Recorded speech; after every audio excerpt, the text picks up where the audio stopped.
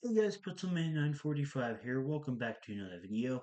And welcome to what is um going to be my probably my biggest video ever to date. Where I'm going to be ranking every single anime I have ever seen. And that is including every show and movie. Now, um something that I did want to clarify because um, starting last year around this time, I did do a massive tier list of everything I watched, and I did the same thing but added on to it in December.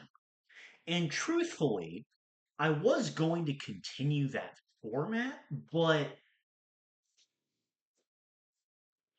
the kind of issue that I kind of ran into is the fact that basically for some reason like it didn't save the progress I made on it back in December. So it only had everything from the first one about a year ago on it. And I really didn't want to go through the trouble of like remembering the order in which I watched things in order to like kind of keep track of it all in the same tier list, much less upload all the same images. And so what I decided upon, and there's going to be a change to this format as of from now on, because I am going to do it in a full list like I have here, but it is not going to be every 6 months. I'm probably like either every year or every 2 years. I'm leaning toward the 2 years thing because that leaves like a wider gap in which to include. Um, so I'm leaning toward the 2 years, but I might change my mind. But either way, there's gonna be a much bigger gap between when I'm making all these videos. And that's because this is probably the hardest list I've ever made, and it will probably continue to up itself in that regard every time that I make a new version of this. But as of now, there are 154 things to rank. So let's get to it. This will probably be a very long video if I don't decide to split it into multiple parts, which I don't know if that's going to happen. We're going to see over the course of this recording. Okay, answer a text, and we are ready to go. So, in dead last place at number 154 is the movie 5 centimeters per second. Um, so I made a video about this movie and another movie that's very low on this list as well. Um, back in October, I think, so a while ago. I wouldn't blame you if you hadn't seen the video. But it was basically a video ranting about those two movies and how I'm not really that huge a fan of Makoto Shinkai's directing style. And that is basically the whole thing of this movie because as I explained in that video, um this movie does not feel like a movie. It feels like an incomplete film festival project because it has like three different plots. The first of which is what the Netflix synopsis is, and it seemed like a decent idea, but then it just randomly cuts off like 30 to 35 minutes through the film.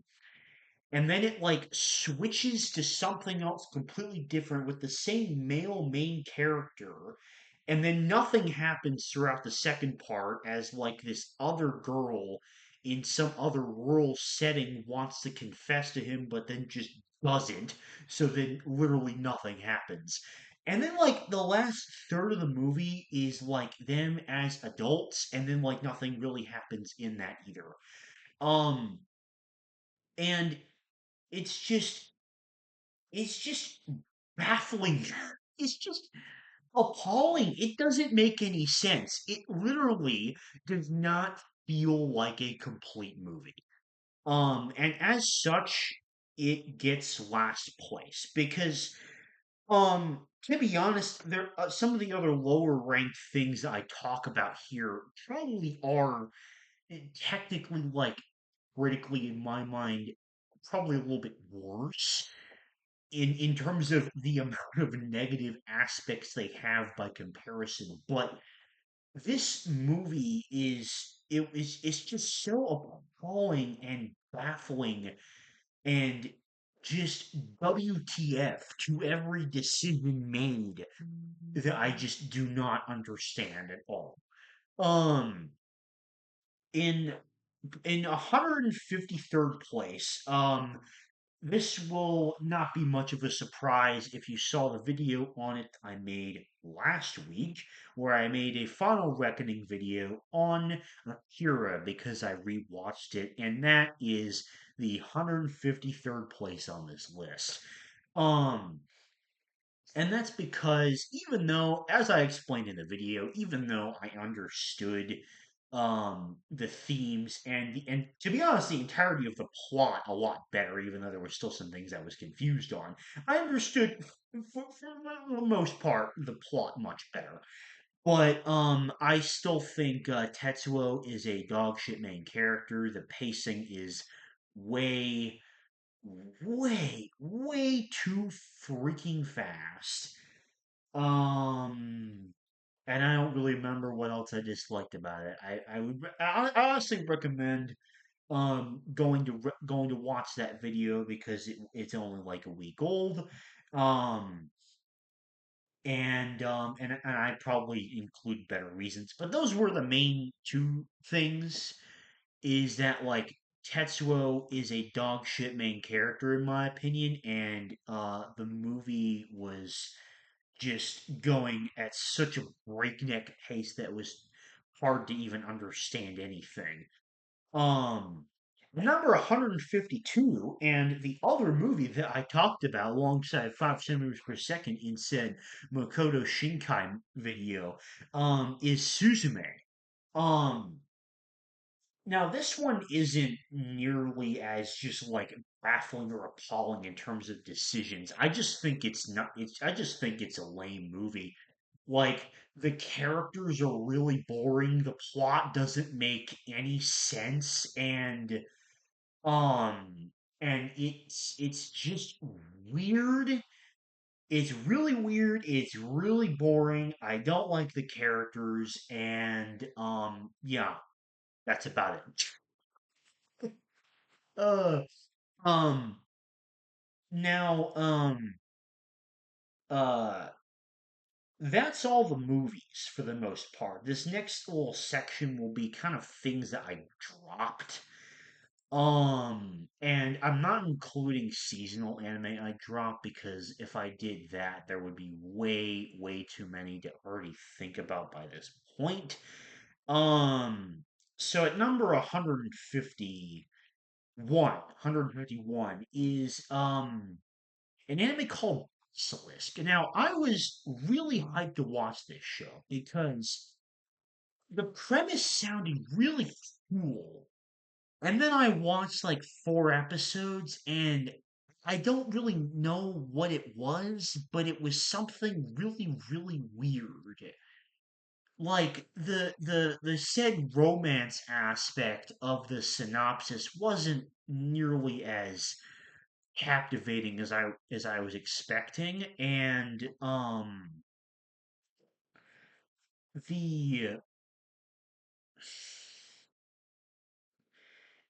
the the like whole ninja and samurai esque setting. It was this weird thing where they like transformed into different creatures. It was so weird.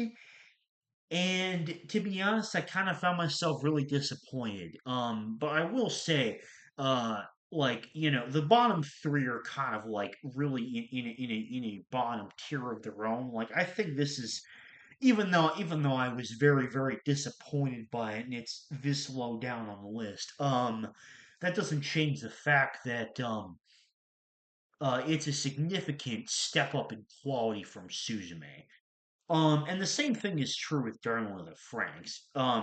The reason I dropped Darling in the Franks is plain and simple. I watched 4 episodes of this as well, and literally nothing felt like it was happening. Like literally, I felt like there was nothing happening, and I was just very, very bored. Um, the number 149 is Kekai Sensen because I watched 3 episodes of this and I still had absolutely zero idea what the fuck was going on. And that's about it. Um, Now to be honest, I do feel it is important to kind of section off parts of this list in terms of like how I would score it. Those animes are really the only ones I would consider. There's a few mid ones. Well, a couple mid ones, but then like there's about like 10 mid ones, and then the rest we get more and more positive. We go from I like it to I think it's peak fiction by the end of the list. So just kind of a little, I guess, framework for how this list is going to look. So even though an anime might be at, I'm just looking, I'm not going to spoil what it is, but just like 122 or 77 um does not mean that I'm necessarily negative on it. In fact, I really like the anime that's at 77, which you'll see when we get there. Um Now, and number 148 is Resurrection F because this is just a very mid Dragon Ball movie. Um the whole Resurrection F arc in Super in general is kind of mid, so that's why it's here. And 147, Toradora, I watched like 3 or 4 episodes and I just got kind of bored of it. And 146 is Naruto because I watched 10 episodes and I also got bored of it. And I say this a lot, but like I really think I would have loved Naruto if I was like if I had gotten into anime like maybe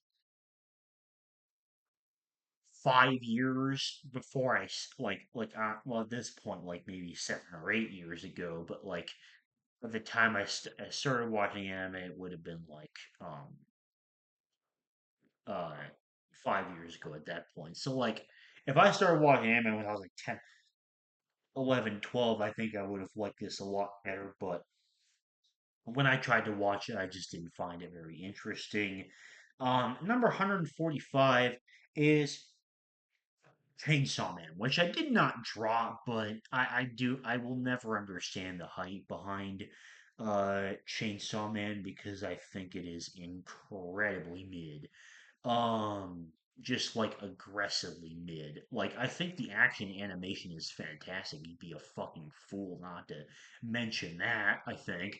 But um I thought Genji was a lame MC and I wasn't really vibing with any of the characters. Also, I hated Power. Power sucked. Um and number 144 is The Boy and the Heron. Now, um, I have praised Ghibli a lot on this channel, so some people might find this ranking surprising. And truthfully, it is the only Ghibli movie that is ranked even close to this low on the list. Um, and that's purely because I just think this movie is incredibly mid. And it's really the only Ghibli movie that I think so about. It's probably the weakest one I've seen out of like I think I've seen about half of their catalog at this point, and it's the weakest one I've seen in my opinion. It's not a bad movie. It's just really weird, and I wasn't super interested in it throughout the course of it. It was mid. Um, 143 is Platinum End. This anime is a absolute mess. Um, I thought that I'd heard about it before because I knew it was like the same mangaka behind Death Note that made Platinum End, but Platinum End was just it had a really cool premise, and I will maintain that it had some good parts. Like it had a very compelling villain in the first part of it, but once he was gone, um, not that it like became boring, it just became weird, and it started to have a lot more like weird scenes in it, and then the ending was just it felt like just nuking everything for no reason at all, which kind of left a bit of a sour taste in my mouth. But it's not a bad show. It had fun parts. I will maintain that. It was just incredibly mid.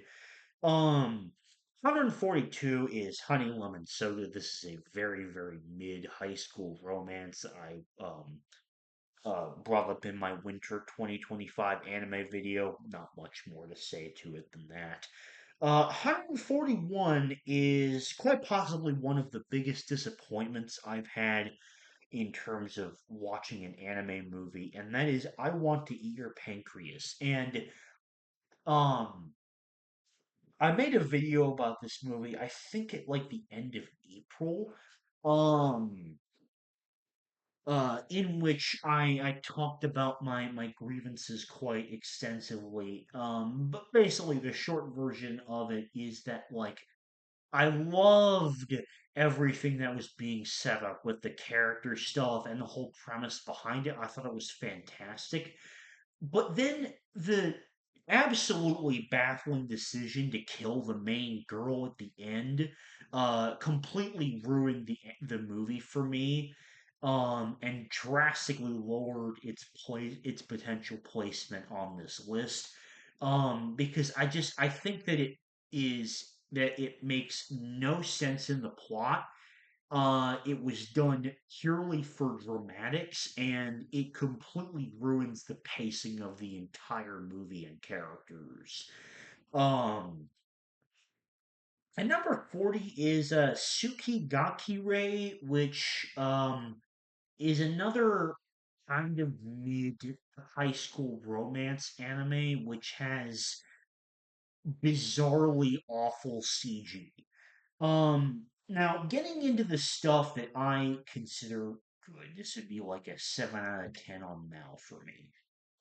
We have the beginning after the end, which I talked about this very extensively in my spring anime 2025 video, which I recorded like 5 days ago, I think. So very recent video. If you haven't seen that and were curious on my opinions, I guess more in-depth opinions of anime of last season that I'm probably going to give in this list, then um go watch that video. But yeah, this anime is overhated in my opinion. It's fun. It's good fantasy fun in my opinion. And number 38, 138 is Ameku MD. And this is a cool, like, murder mystery, not murder, but mystery type anime. I'm only not too big on mystery anime, but this had a fun twist to it. Um, Another anime from this season, which I talked about more extensively, is Your Forma, which had a really interesting premise, in my opinion, but just, um, something about the pacing I felt like was kind of off. Um, but I don't know. My mind might be changed. I might rank it higher if there ends up being a season two of it. Um, Bubble, uh, at number 136. So I think that this movie had like very it had absolutely like, come on, mouse, what are you doing? Oh man. They're like properly dead. Oh no, no, there we go. Okay. Um this movie was just um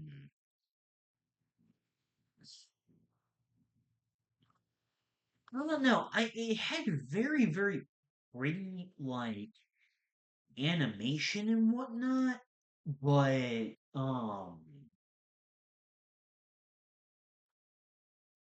I felt like it was and the action was also great. Like, everything visually about this movie was great, and it had some interesting world building, but for me it was kind of lacking some character depth to make it more interesting. And number 135, big one here, Sword Art Online. Um, I still enjoy this show. However, Sword Art Online is one of those shows where if you haven't seen much anime, then it truly is like the greatest anime of all time. Um, which was the case for me. Not like the greatest of all time, but I really, really, really enjoyed it when I first watched it. And I still have fond memories thinking back to it. I have not rewatched it since then, but like I think that this show is overhated for certain. I think there's truly some really, really good stuff in this show. Just the thing about Sword Art Online is that like the more and better anime that I watched, as you could probably tell by its position on this list, like I still enjoyed it, but my standards for what I enjoyed just became a lot more higher um than like this show could provide essentially. And number 134 is After the Rain, which was kind of a cute romance. I just kind of felt like it didn't really go in enough of a direction to um make it better. But I did finish it. Number 133 is Lazarus. I talked about this at length. I think it's an entertaining show that just needed more of a clear plot direction throughout the whole of it. Um, Number 132 is Moonrise, and I think I might have given this a mention in the winter video, but to be honest, I can't really remember if I did or not. Um, I think that the world building on this show is really, really freaking cool. The music is fantastic. The visuals are also fantastic. Studio Wit at their absolute finest work in that department, as far as I'm concerned. Um, but the issue that this show had for me is that there were a lot of plot elements that felt quite rushed, and the ending especially felt very, very rushed. Like it was only 18 episodes, and I think they probably could have made like another six to make it like a full 24 or 25 episodes, and it would have been a lot better. Um Number 131 is Mashal. I think this is a funny anime that doesn't really do anything offensive. So yeah, Into the Forest of Fireflies Light. This is a cute movie with an interesting idea. I just feel like the romantic idea in the end was very, very kind of just shoved in there, and it felt a little weird considering the main character like knew the girl since she was a pig, and then they had romance. I thought that was a little bit weird. um Good movie. It was nice. And number 129 is Kaiji.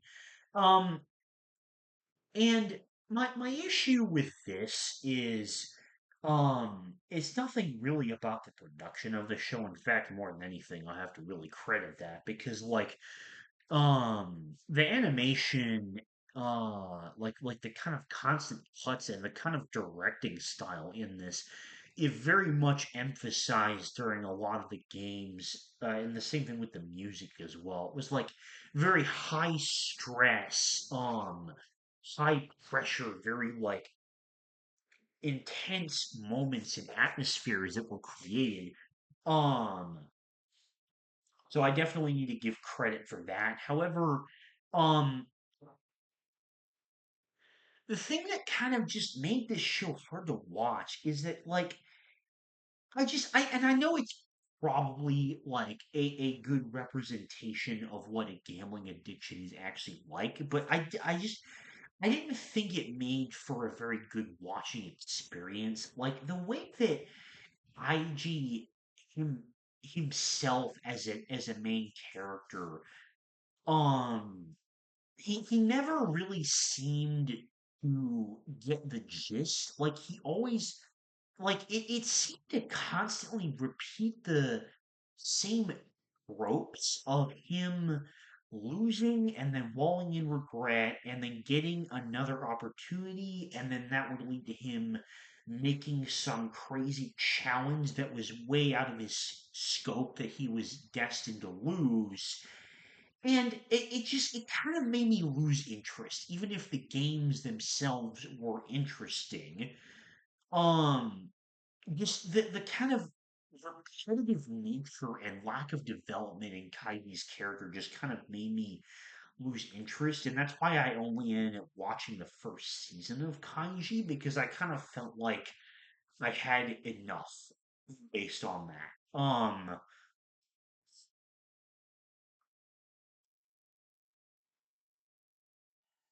Um, At number 128 is Battle of Gods. And to be honest, I probably could have put this a few spots higher because it is a fun movie, but it's nothing crazy. I just like it. I think it's a fun Dragon Ball movie. And I say that just because I like 127, which is One Piece film Red, but it definitely does feel like rushed in some um aspects toward the end I felt like was kind of rushed and a little bit messy, but it was a really interesting film. I really liked Uta as a character and the whole kind of relationship to Shanks. I thought it was a cool idea. 126 Pokemon Heroes. I think that this is a fun old Pokemon movie, and that's about it. Not much more to say on it. 125 is where I put Dragon Ball Super.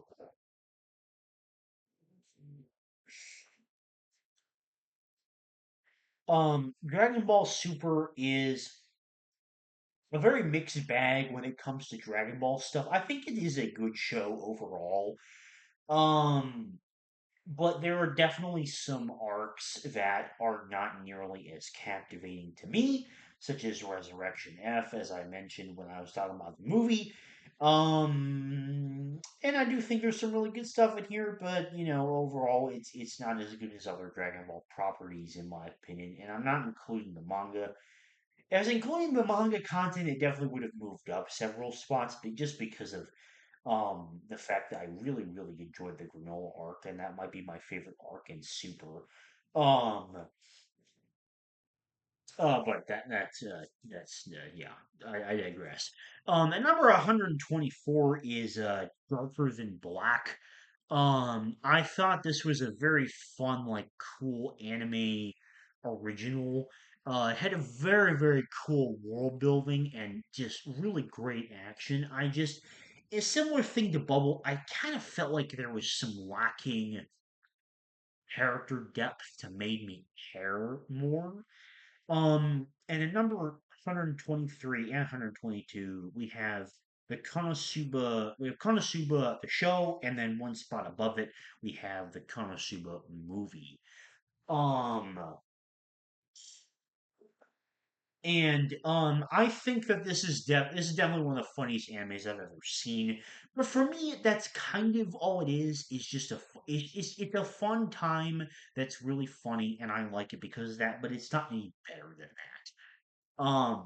Number 121 is OG Pokemon, and this is just nostalgic, honestly. It's just not as good, in my opinion, as other Pokemon shows, which we'll see a little bit later on this list.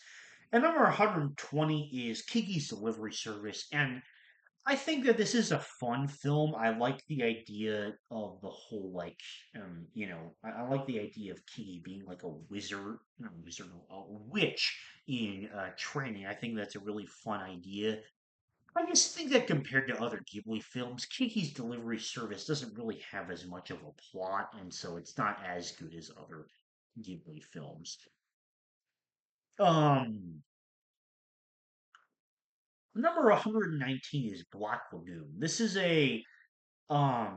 kind of a weird one to talk about because I think it's a very fun show. But my big issue with Black Lagoon is the fact that by the end of it, Rock is still such an annoying, worthless piece of shit. Like, he literally goes through zero development whatsoever.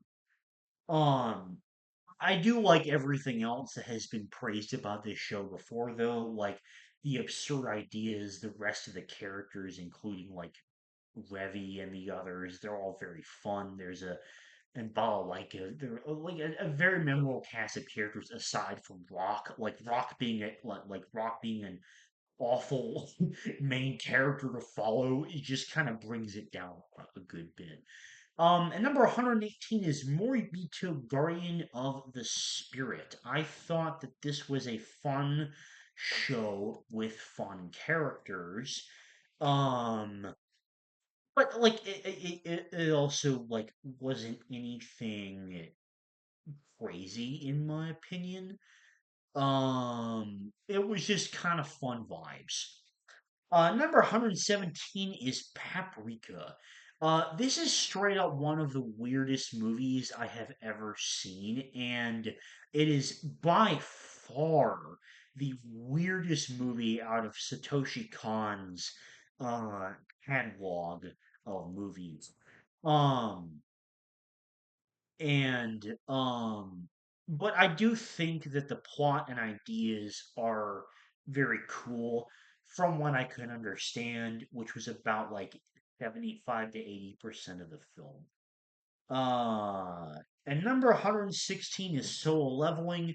This is very simple. Solo Leveling is just simple, fun, or farming to the max, and I enjoy it because of that. I especially really enjoyed season two for all the same reasons as season one, and I do think that this would probably be lower on the list if this was just season one, but I think season two definitely upped it up quite a few spots for me. Just because of the sheer enjoyment factor and Jinu's aura farming and stuff. Um, 115 is A Silent Voice. I think that this is a good movie, but I don't I really liked the relationship with the main characters. But like the thing for me is that like I think that this movie did too good of a job making the main character just an absolutely hateable piece of shit in the beginning scenes. But the problem with that is it kind of like loses track of that delicate balancing act a little bit, where like because it does such a good job of making the main character seem like such a piece of shit. In my experience, it was very hard for me to emphasize with his struggle throughout the rest of the film because of the fact that he was made to be so hateable in the beginning of the film. But good movie though. Beautiful visuals, of course, but that's Kyoto Animation, of course. Number 114 is Jujutsu Kaisen, and this is just a simple, fun story. I think season two definitely similar case of Solo Leveling definitely upped the rankings a lot more in my opinion because I think season two has some of the craziest and just straight up coolest fight animation I've ever seen in an anime. Um, Absolute masterpiece on the animation department, even if the animators were worked to death, unfortunately. Um, but I do hope that MAPPA has improved their policies ever since that whole backlash at the end of 2023. But yeah, I enjoy JJK for what it is. I think it is fun shonen stuff, and I'm very excited for um the I don't know if it's called the Shinjuku part with the Gojo versus Sukuna fight, but I am quite excited for that to be animated. Um, at number 113 is Terror in Resonance, and I think that this is a show where I think everything that it was going for was really really good. Like the idea behind the characters of I can't remember their names. Um, maybe 11. I think it was 9 and 11 because of the fact that yeah. Now that I think about it, would make sense. But I don't remember. That might not have been their names. But I thought all the characters were really interesting. They had an interesting relationship. Um, Once again, because it's Watanabe directed show, like the vibes are just absolutely immaculate. And I think the themes and everything that he was trying to tell with this show were fantastic. It just needed more episodes. Like I genuinely think if this show had like um not even double the amount of episodes that it has, but even like I don't know, 9 or 10 more, then I truly think that this show could have been in maybe like my top 40 range, maybe even higher than that. Because everything that this show was going for was really good. But man, there's something about the ending just kind of felt a bit like rushed. I guess not the ending was bad, but just everything about it felt rushed. It just needed more episodes, in my opinion. Um, Number 112 is 86, and I think that this is a pretty solid show. It has fantastic mecha type action, close enough to what you would call mecha, I guess. Even though it's not really mecha, it's close enough. Um, it had really, really good action in that sense.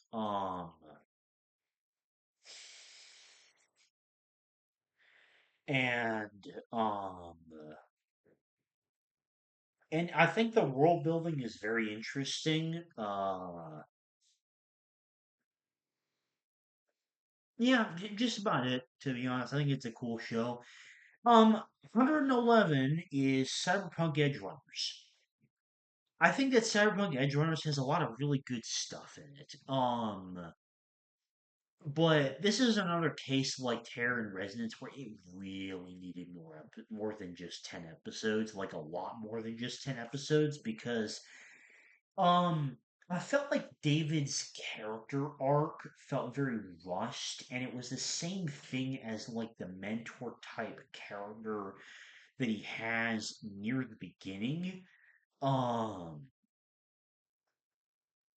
and yeah, I felt like his uh character progression was really, really good. So, I really enjoyed that personally.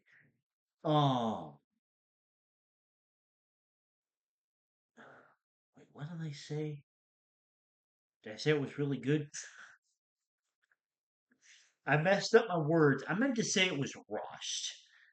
I did really. Lucy was probably my favorite character, and the animation and action was fantastic. Oh boy, that's not a good sign for the rest of this video. It's only been 40 minutes. Um, and from here on out, I would say we get to like the 8 out of 10 territory where this is shows. These are all shows that I would say I really like. Um, so at 110, 109, and 108, we have Pokemon XY, Pokemon XYZ, and Pokemon Black and White. I'm going to talk about all these in one. I grew up on Pokemon. The only reason that Pokemon OG is ranked several spots lower than these ones is just because I didn't watch it as much as I did the series, and so I have less memories with it. Excuse me.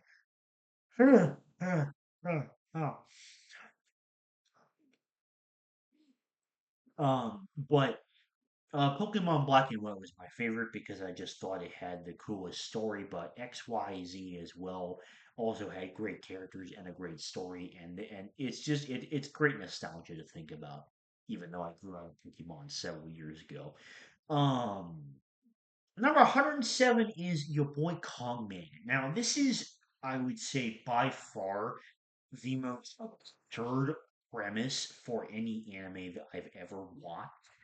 Um, it's basically a reverse isekai turned into a music anime where this guy named Kong Ming, who is supposedly like this legendary commander of China, dies, then gets reincarnated in modern day Tokyo, where he finds this girl and becomes her manager and navigates the Tokyo music scene by using battlefield tactics. And it's so absurd, but like, to be honest, I purely watch this because of the opening. Like, the opening is one of my favorite openings of all time. And if you've never heard the Kongming opening, then do yourself an absolute favor and look it up on YouTube, even if you never end up watching the show. Although I would recommend the show because even though I watched it purely because of the opening being so freaking good, the anime itself is so absurd. But it's actually a lot of fun. I really enjoyed it. Number 106 is 365 Days to the Wedding. That's a very cute adult romance from last fall. And then another two more anime from last fall. Number 105 is Nina and the Starry Bride. I really, really hope that there's a season two to this because this is a really, really interesting show that I thought had great characters and great romantic aspects to it. Um, Number 104 is Ron the Half, the remake that came out last fall. I have not seen the original series from the 80s, but considering how much I enjoyed this remake, I'm definitely open to reading the manga, and I really hope that they make more of this because I had a ton of fun with this. Number 103 is The Elusive Samurai. This is a pretty simple, like, Shonen Jump type story, but I really enjoyed the kind of twist on it and the kind of more unique samurai setting that I feel like hasn't been shown in as many animes. Um, Number 102 is My Dress Up Darling. Season 2 is starting in a couple days. I'm very excited about that, which will probably boost its rank on this list. But as of now, um, My Dress Up Darling was a very creative idea for a romance I really enjoyed. Um, Number 101 is Spy Family. This is one of the funniest anime I've ever seen, and it's a really fun idea, and it's just a fun time. Everyone loves Spy Family. And number 100 is One Piece Stampede. This movie is just completely absurd from start to finish, and it's just really, really fun.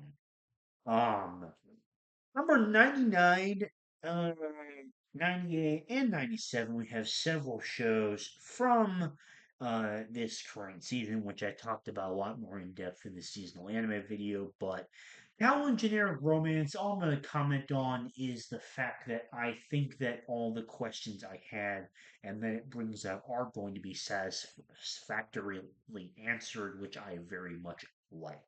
And then Mono and Food for the Soul, like I explained in the video, are chill slice of life shows. Number 96 is Evangelion. I think that this is a really, really good show. Um, to be honest, watching Evangelion was one of the weirdest experiences I had watching an anime because I knew that I was liking it, But like up until I would say maybe the final 3 or 4 episodes, I genuinely don't think I could tell you a single thing that I liked about the show.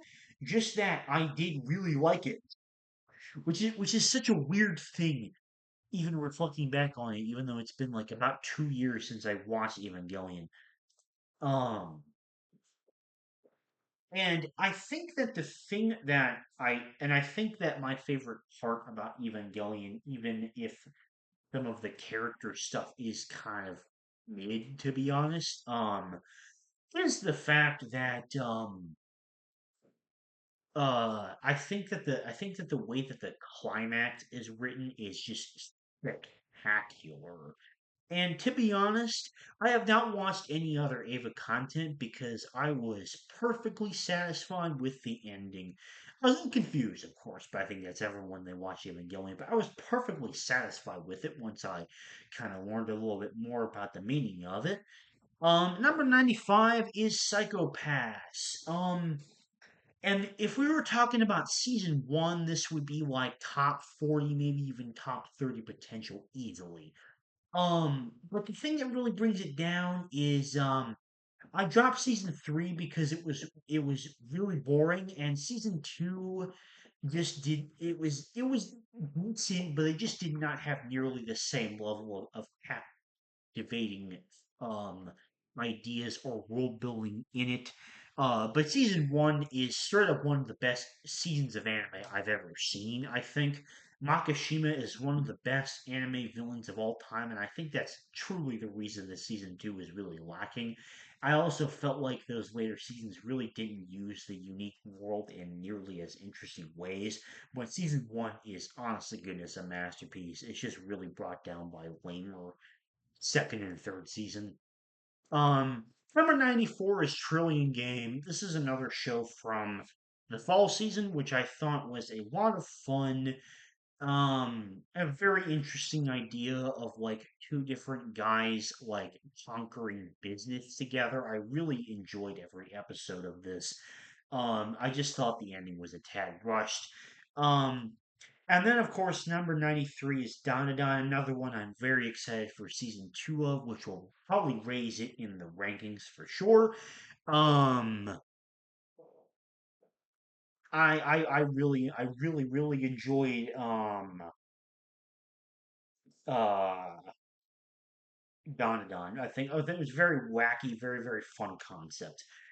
Number 92 is Dragon Ball Daima. Dragon Ball Daima, as I mentioned in the video I made about it back in March when it concluded, I truly think that this is like the best possible send off to Toriyama's legacy, and I think that it was a really really good show, and I think it is just a really solid addition to the Dragon Ball franchise. Number one, not number one, number 91 is Barakamon. This is a very, very simple, very, very fun, uh, very, very wholesome slice of life show that has a very interesting premise centered around a guy in calligraphy, which I really, really enjoyed. Number 90 is Porco Rosso. Clearly another version of Miyazaki's love for planes in a film. I thought that this film was just a very simple and heartfelt story, and I really liked Porter's character. And number 89 is Serial Experiments Lane, which is up there for the strangest anime I've ever seen. Um, and I also thought it was really good. I thought it covered like fascinating topics. I just thought that like there were certain episodes and ideas that felt like they went incredibly unused, and as a result, kind of negatively affected the pacing of the story. Um, oh boy, this is gonna be one to talk a lot about. This was the probably the hardest one to place on the list for me, or like one of the hardest to place on the list. And number 88, I have Mushoku Tensei. Now, if we were excluding the end of season two, then this might have the potential to make it into top 40 as well. But um, the end of season two truly ruins everything. Like the Roxy stuff is such utter bullshit that it almost made me drop the show. I made a very passion-filled video about it back in October. Um, and this whole like um uh that whole NFC two was just was such utter dog shit. Um,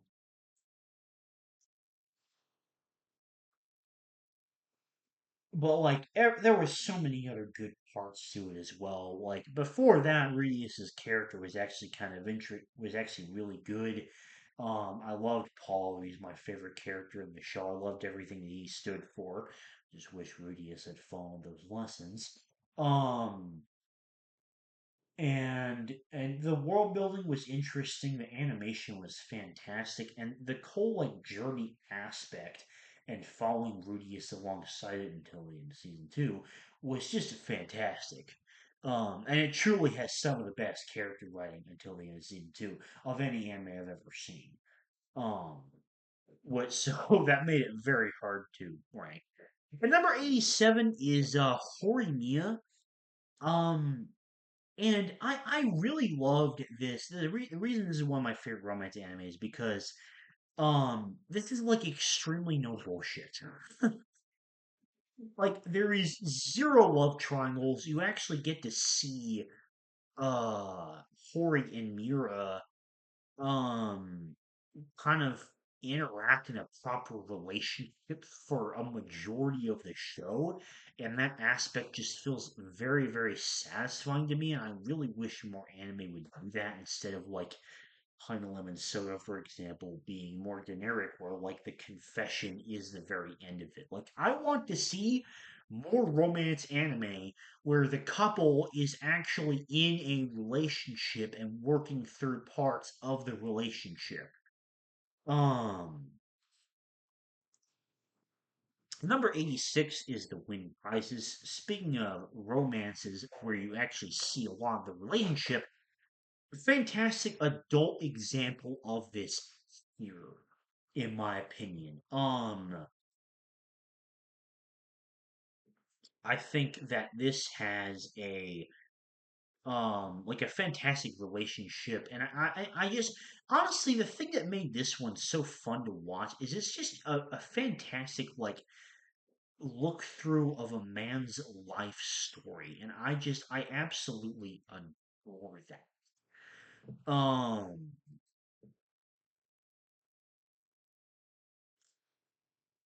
and number 83 is My Neighbor Totoro, and even though this movie doesn't have much of a plot, it is just a very very oh wait, no, I missed one.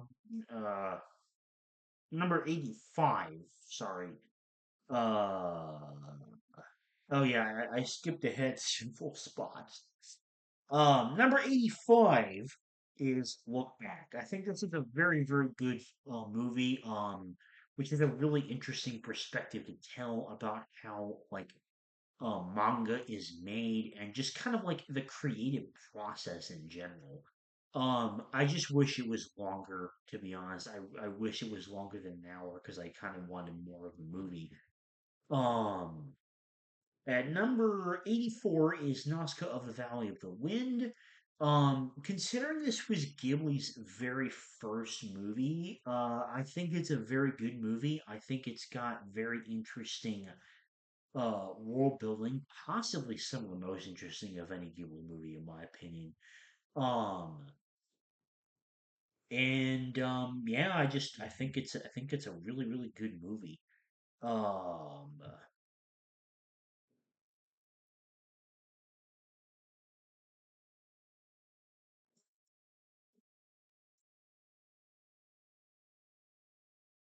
Okay, sorry about that pause. I just noticed that Serial Experiments Lane was here in twice with the list, so I changed something around.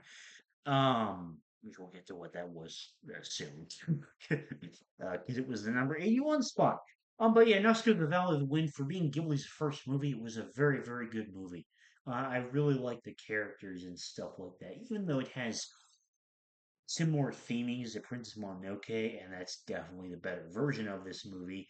Um, as we'll see, because it's ranked a lot higher on this list. I did still really enjoy Nausicaa.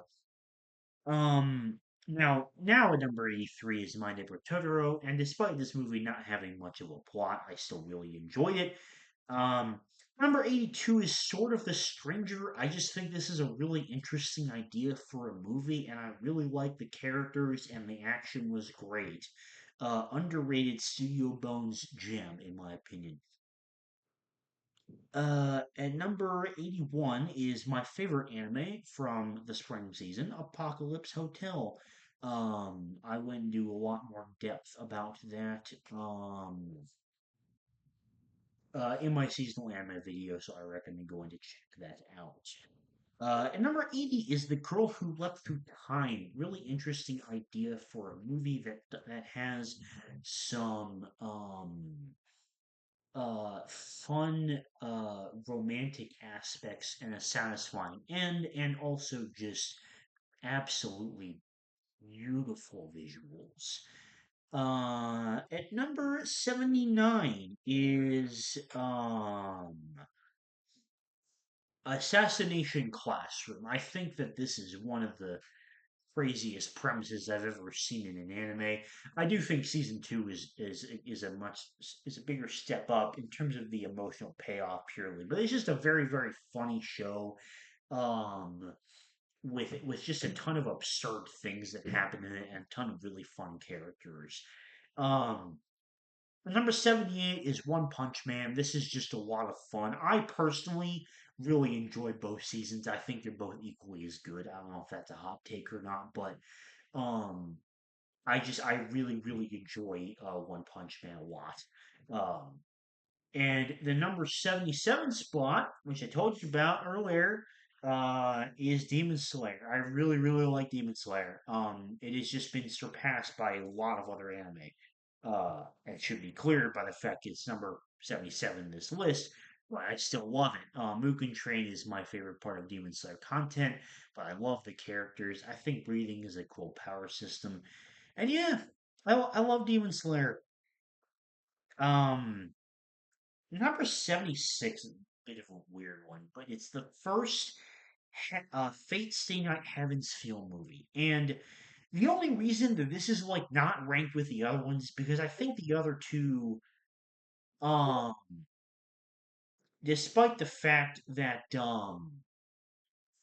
it is a really, really good movie, what did I say, movie? Yeah, yeah, it is a movie. Um,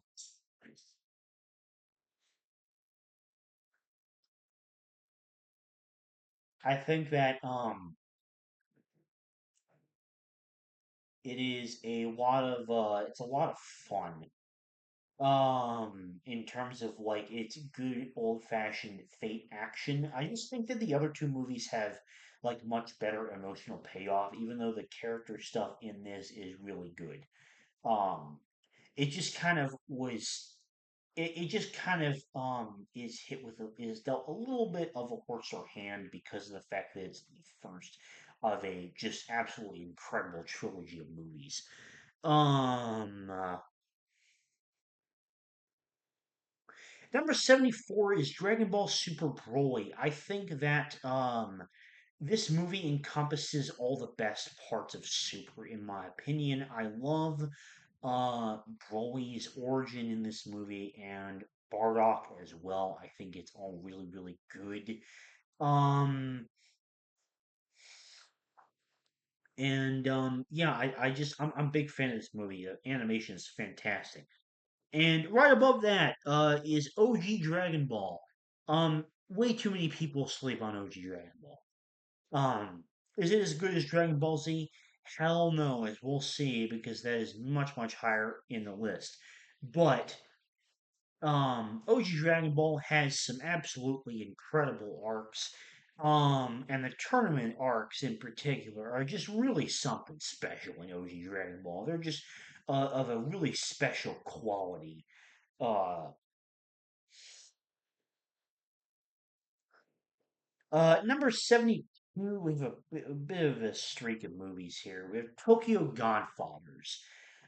This is not nearly as serious or dramatic as many of Satoshi Kon's other films. It is just a very, very light-hearted, warm-feeling Christmas movie with great characters and great comedy in it.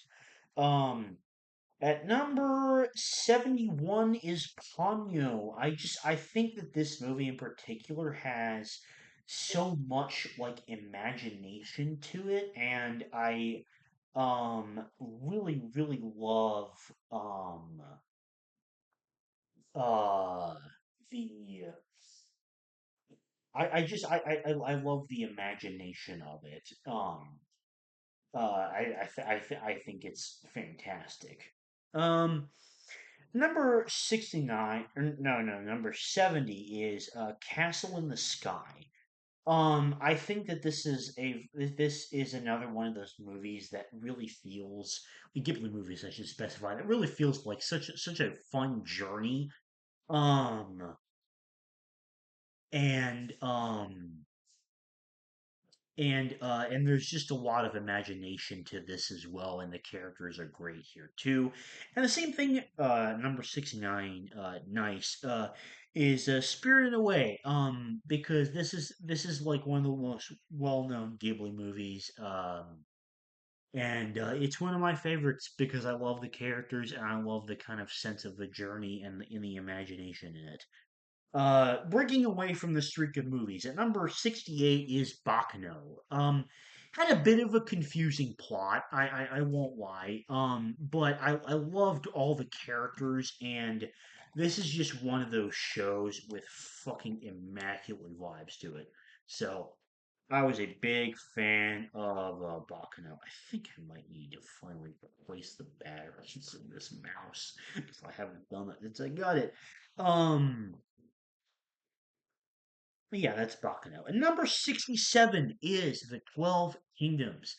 Um, I wish I had watched this before I made that video about a year ago where I ranked my top 10 anime with the best world building, because this show absolutely gets a slot in that list now. I don't know where it would go, but it absolutely gets a slot in that list now. The world of the 12 Kingdoms is so fascinating and interesting. It takes so much inspiration from like a lot of Chinese historical ideas, and but then really adds in so much of its own kind of character and hint to it.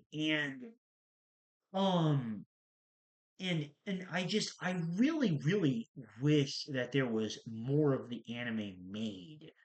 And I definitely at some point would love to dive into the light novels of this, because the world was just so interesting, and it seemed like, the actual main plot seemed to last about 40 episodes, and then the remaining five seemed to be like starting another arc that just never unfortunately got adapted. But like the action in this show, considering it's from 2003, is fantastic. Honestly, really underrated Studio Piero gem, by the way. um and so if you want like a fantasy experience that is truly like nothing else, I really recommend the 12 Kingdoms. um Number 66 is The Promised Neverland. Now, disclaimer, I did not watch season two. I refuse to watch season two because I've heard just so much of how shit it is. So, this placement is purely based on me having only watched season one, and it was really fucking good. Um, I thought that the world building and the characters were all really, really good, and both of the caretakers in their own unique ways were very compelling antagonists. Um, so yeah, uh, and number 65 is Anohana, and I love the characters in this story. I think that it's a really, really great romance story. And so as a result, I really enjoy it.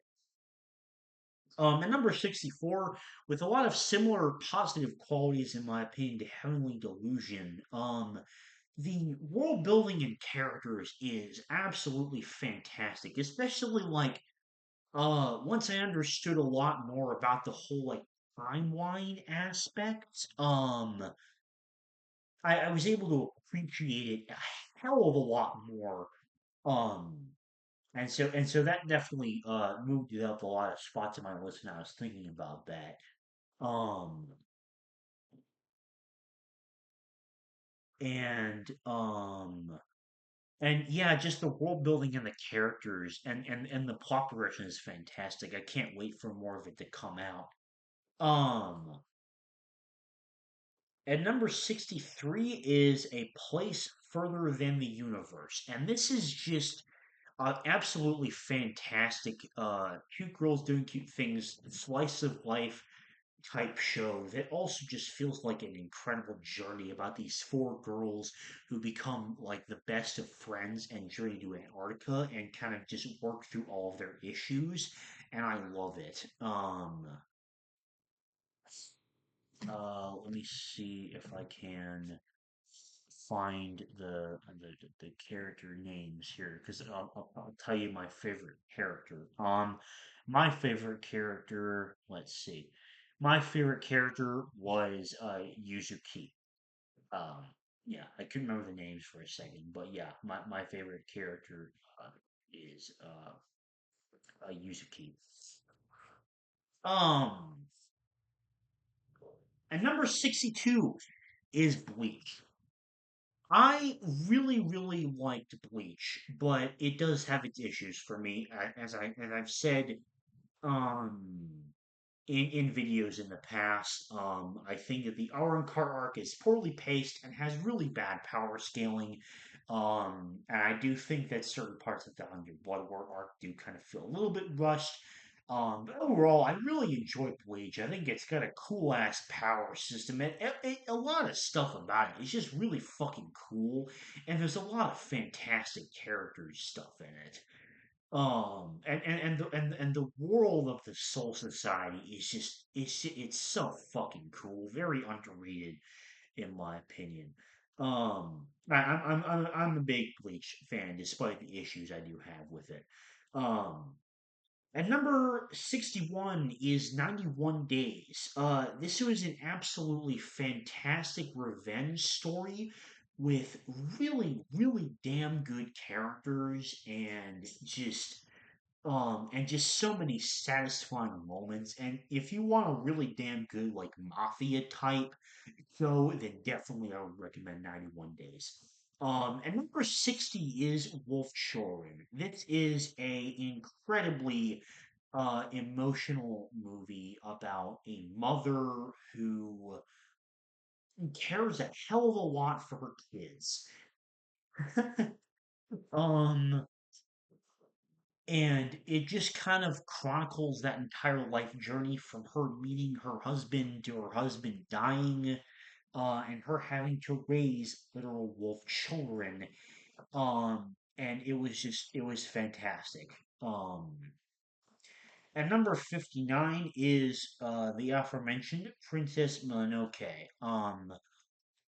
I don't really know what else I could say about this movie that has not already been said. It just it has incredible characters. I love Ashitaka and San's relationship. I love the Iron Village and the women working in it, and the kind of themes about nature preservation I think are done just fantastically in this movie. And yeah, like I said, not much more I can say about Princess Mononoke that a lot of other people have not already said. Um, at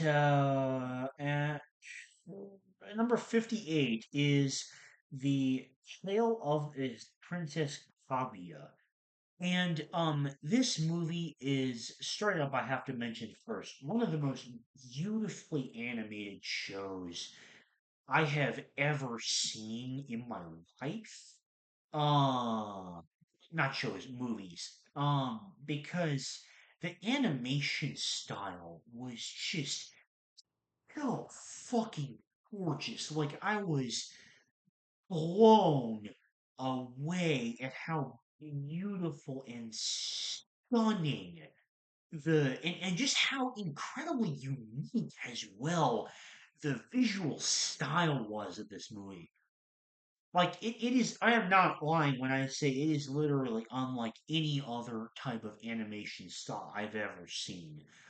And it was such a beautiful journey following Kaguya's entire life. It was so emotional, and the characters were just fantastic. Um, Easily my second favorite Ghibli movie of all time.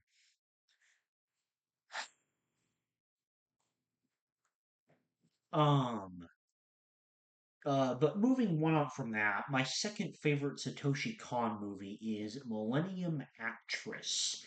And this movie is just a masterpiece in terms of the direction standpoint. And I think it's such a cool premise, as well, talking about like this actress and chronicling her entire life story basically, and the kind of absurd things like Satoshi Kon can really use the absurdity of his directory style, and like use of perspectives and such to kind of like bring to life a lot of the absurd elements of the different movies that this actress starred in, and it's just fantastic. And number 56 is Fully Cooley. I think this is a really great show that has a great message, and even though it's only 6 episodes, it's like this is like the perfect Gen Alpha anime in terms of like there is literally crazy shit that's happening every fucking second, and also it's only 6 episodes, but like if you really dig deeper than that, there's some fantastic messaging in there as well. And number 55 is Samurai Champloo, Watanabe certified banger classic. I fucking love Champloo. It has fantastic music, fantastic characters, just a fantastic journey aspect in general. Not much more to say on it than that. Mob Psycho 100 is number 54. Um, I think that this show has fantastic characters in it. I love the messaging. The animation is just straight up incredible in Mob Psycho, and there's a reason it's a lot of people's favorite anime. I love Mob Psycho. Um, and number 53 is ReZero. ReZero is my favorite isekai, and this was especially bolstered by how absolutely amazing season 3 was. Um, and yeah, I love ReZero. I love everything about it. I love the world building. I love the characters, especially the character stuff in season 2 in particular. It's so freaking good. And then just like ReZero is so much fun to watch, I think. I'm a huge ReZero fan. Um Number 52, and probably going to be up there with my favorite anime, with some of my favorite anime this series, Zenshu. I loved the idea. This is easily my favorite anime of the fall, and not the fall, the winter season earlier this year. This is definitely going to be in my top 10 of the year, no question. I talked about a lot more in that video, but um, I freaking love Zenshu. It was such a good show. And number 51 is Nichijou. This is just like the second funniest anime I've ever seen, and it has fantastic comedy, and I just love the absurdness of it, and the slice of life bits are fantastic. Now, at 50 and 49 respectively, we have Fate Heaven's Feel, Lost Butterfly, and then the final film, Spring Song. I'm basically just going to conclude by saying that the reason these are a lot higher than the first film is the fact that the emotional payoff and the character development is just a lot more in these movies compared to the first one, even though that's still a really good movie. These ones are just better because of those aspects that they have. Um, Overall, just a key trilogy of movies. Um, at number 47 is Makia. Wait.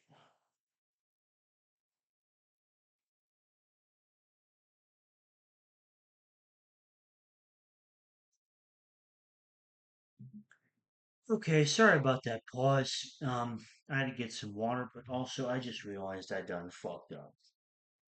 As as we'll see in a second, we're not quite at that spot yet, but we'll get there. So anyway, number 47, Makia. Beautiful movie, beautiful story about it's such a unique idea too about this alien species that like doesn't age. And so you see this girl, Makia,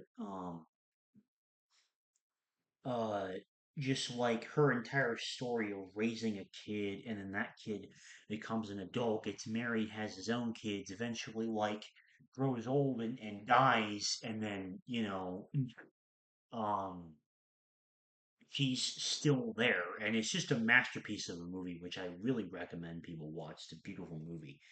46 is Perfect Blue. This movie is brilliant. It is by far the best of Satoshi Kon's catalog, in my opinion.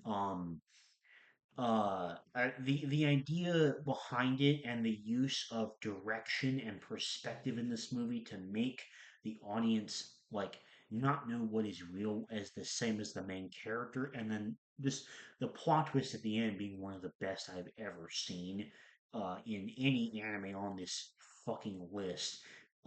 Just perfectly ties it all together. So major fuck up was I had to adjust things in this list this morning, and I only just now realized I didn't give Howl's Moving Castle a proper ranking. So just imagine that even though I didn't number it right, it looks like a tie on this list, but imagine that Howl's Moving Castle and the anime above it are separate slots, even though I have them tied on this list.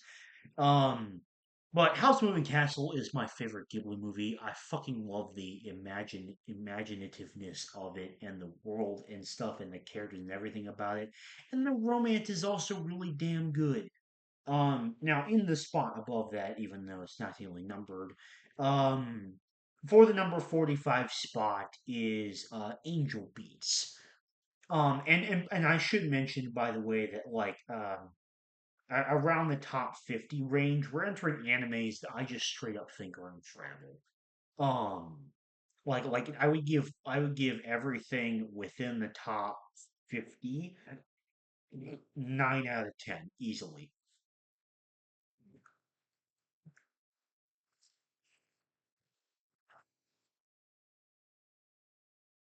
Now, Angel Beats has a really fun premise about the undead.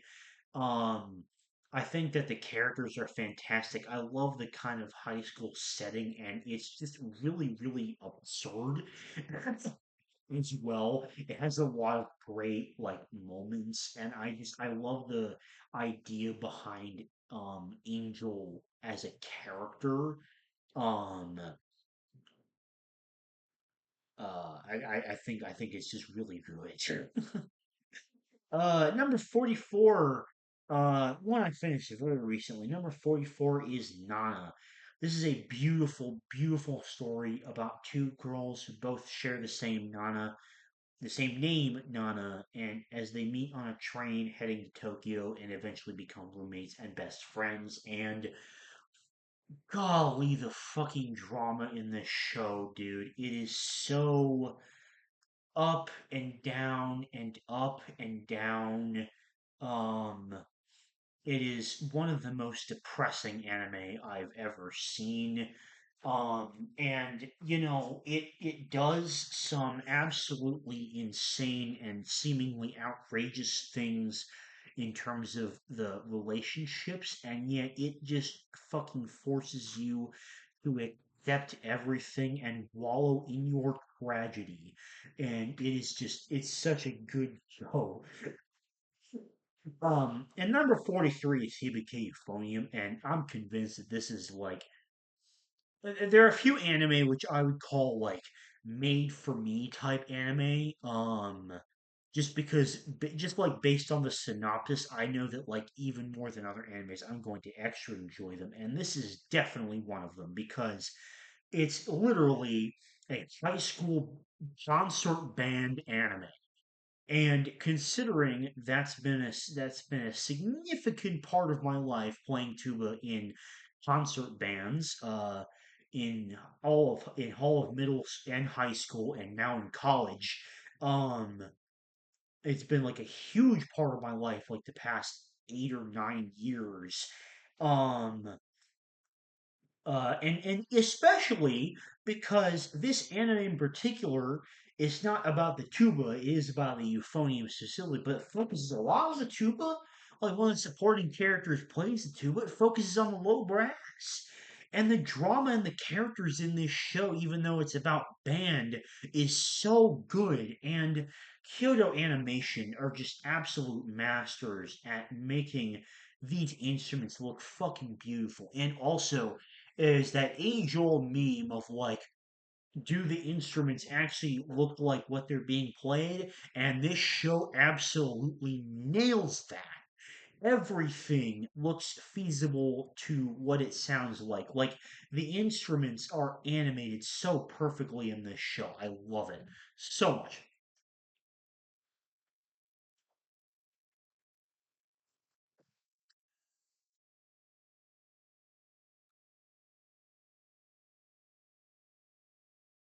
And number 42 is Rainbow. This is just an incredible story about the boys. That's the best way I can describe it. It's about these seven dudes that meet when they end up at the same prison, all for different crimes, and they just end up being best friends for life. And it's all about them escaping prison and just living out their lives in prison and out, and just all about their life struggles and how they all help each other to overcome it. And it's just a beautiful story, and I love it. Um, and number 41 is Dungeon Meshi. I absolutely adored all the characters, and the world building of the dungeon is fantastic, and the kind of deeper plot that's revealed and how it's much darker than I could have possibly imagined, considering it's a show about cooking dungeon food, is just fantastic. I love Dungeon Mesh, and I'm so excited for more of it.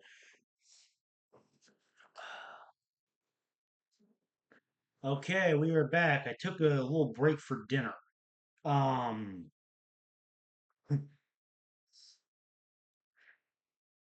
and number 40 is Summertime Renny. Now, as I mentioned when I was talking about Metro MD, I'm not really much into mystery anime. However, not only is this by far the best and most compelling mystery anime I've ever seen, it's also a hell of a lot more than that. Because it just straight up turns into a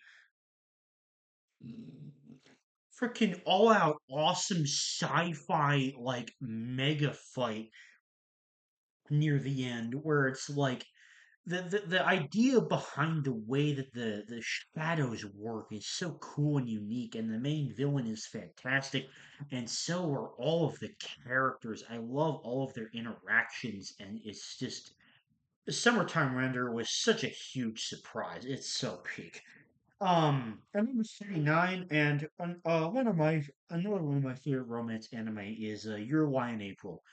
Um, this was actually my first romance anime because my friend recommended this one specifically to me because he knew I liked concert music. And while it's not the same exactly the same as Hibiki Euphonium, because this is like violin piano, um the music in this show is still absolutely incredible. Uh, and the romance is really, really damn good, and the ending is tragic. And I especially love the character arc of Kosi and how that relates to music as well. It's so powerful. I'm like connecting that to the music aspect. It just makes this an incredible show. And number 38 is Death Parade. This is such a unique concept for a show, and it has so much like this incredible emotion and development with every like one of the episodes that seem to feature a different kind of incredible character dynamic. This show is just an absolute blast. Also the opening is one of the best ever.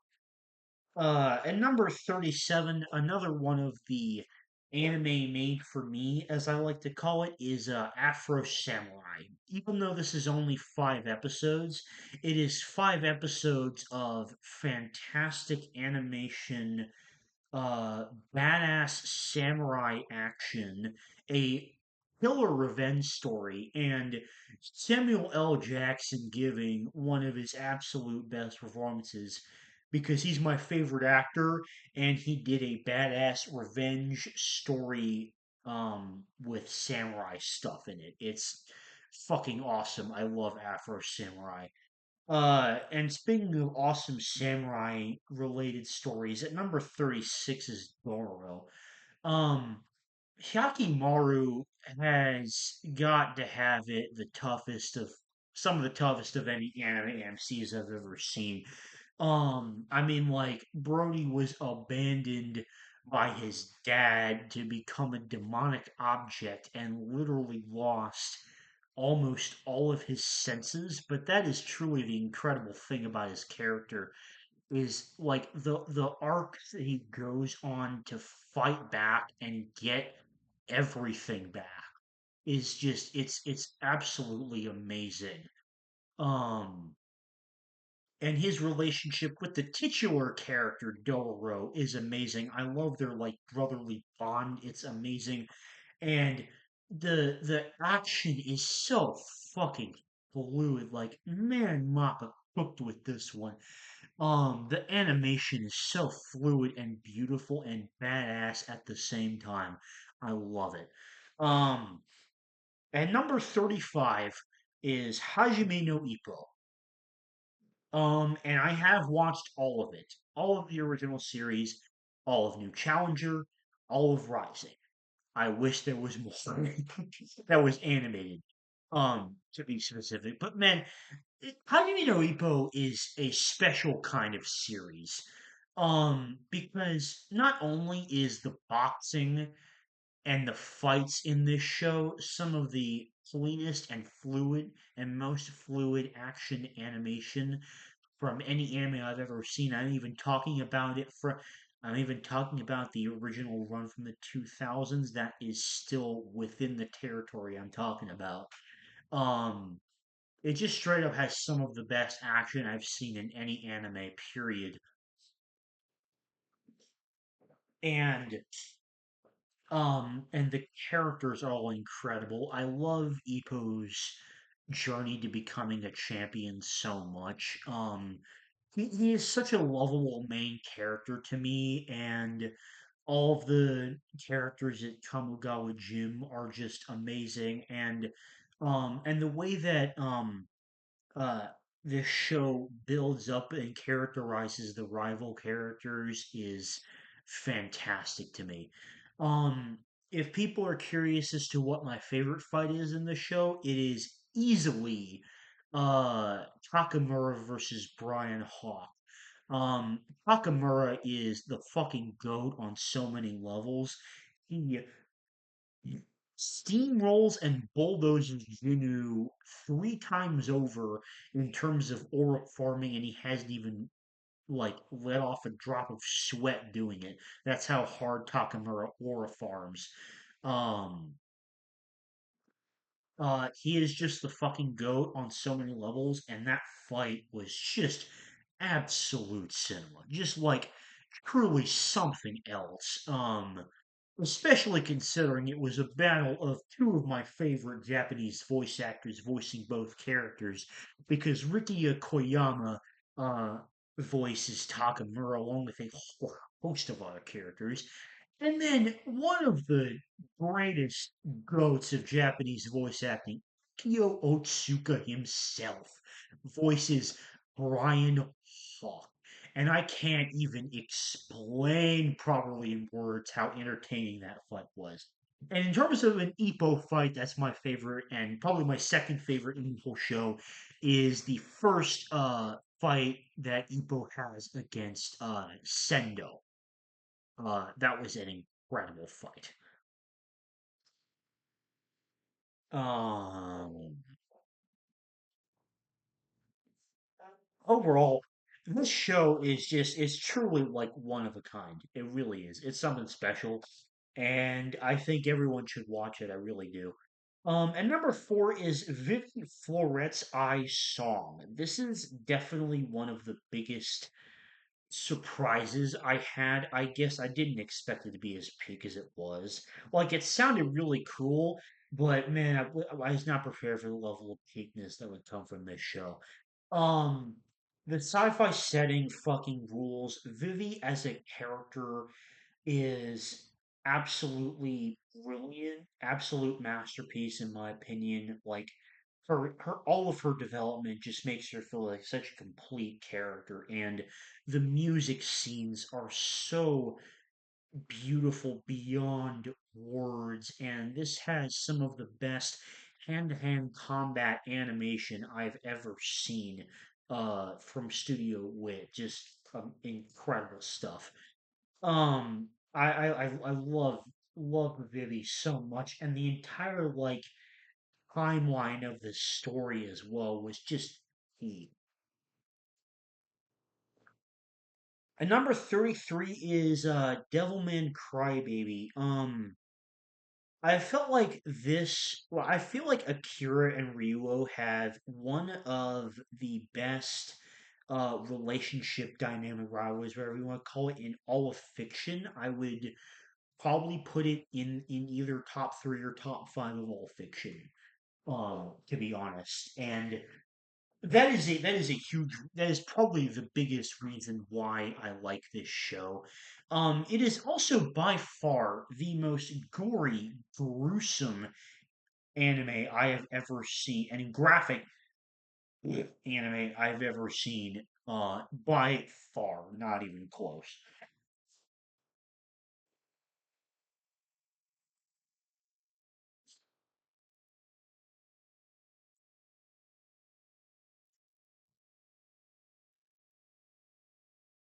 And just the gradual buildup of Ryuo as the real villain all along, and the way that that dynamic evolves, it was just incredible.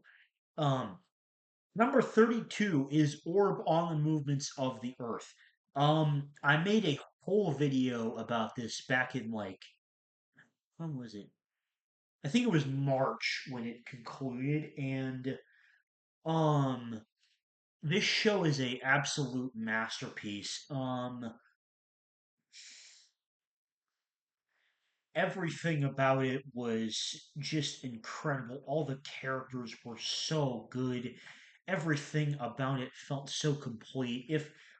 If you want my more in-depth thoughts, then I recommend going to watch that video. But Orb was such a peak show. The storytelling was so good, and Novak as a villain is got to be one of the best anime villains of all time for me. Um, and number 31 is Link Flick. This is a absolutely fantastic time travel story with its own unique time travel mechanics that has absolutely insane animation, way better than it should be for this kind of show, I feel like. And all the character writing and the way that you kind of feel um Chang's character emotions through like what he experiences in the bodies of other characters is just incredible. And then the season 2 stuff where it's like focusing on one particular character and like going around that entire thing, and then the Bryden arc was just also peak. I am so excited for more of it. I think more was confirmed in 2026, but I am so freaking excited for it. Link Click is peak. um at number 30, and my I'd say my third favorite romance anime is Clanad. This is one of the saddest anime I've ever seen. Um, it takes you on such a journey. Like like Clanad itself, obviously after story is the clearly much more depressing part. But like the first run of Clanad itself, there's a reason I didn't rank them as two separate shows. Because I truly do feel like it is like one complete story in that sense, and they're just like different seasons. But like the first season of Clanad is just really, really good. It has amazing characters, and it doesn't really focus on the romance aspect as much, which just makes it just as freaking good. Like it feels like the romance can just develop so naturally, and also it's such a funny and wholesome show. And then after story is where it really gets into the depressing shit. It's kind of like Nana, where um you're kind of thinking, ain't no way this is about to happen, and then it just makes you fucking accept it and wallow in your tragedy. Um, and the amount of times that it does this nearly like broke me. like nearly like shrivel up all the emotion out of me until I was like a fucking cactus or something. That's how much like emotion was just torn from me because of this show. Um, Clanad is absolutely beautiful, and watch it. Um, and number 29 is Cowboy Bebop. What even is there to say about Cowboy Bebop? It's fucking incredible. The episodic storytelling is pure mastery. Um, Probably the best I've ever seen in any piece of media ever. Um, if not like the top one, then easily like top three in that regard.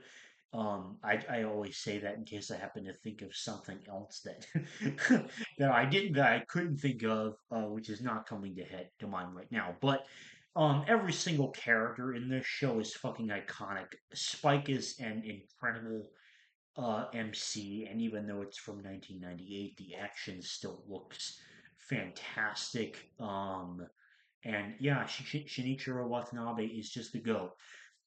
And number 28 is Death Note. This is a special series to me. I watched it very early on in my time watching anime. It was like the sixth anime that I ever watched, so very early on for me. I love the premise. I love the way the Death Note works. I love the intelligence of both Light and L, and I absolutely love their rivalry and the kind of constant mind games. I rewatched Death Note, I think about 10 months ago, I think. And I rewatched the first half of it, and I don't think the ending stuff is bad. I don't think it's like as good, but I still think it is really enjoyable. Um, but yeah, Death Note is just amazing. That's another one like Cowboy Bebop where I don't really know as much like what to say. Um, MHA, MHA is really something special. I'm gonna say that a lot, but MHA is really something special, because it is such a um, it is such a journey. It really is. Following the course of Deku's character, who just gets fantastic development. All there are so many great characters, minus Bakugo. He fucking sucks. Um, that all feel like they get fantastic development, and just like seeing the world of heroes is really cool.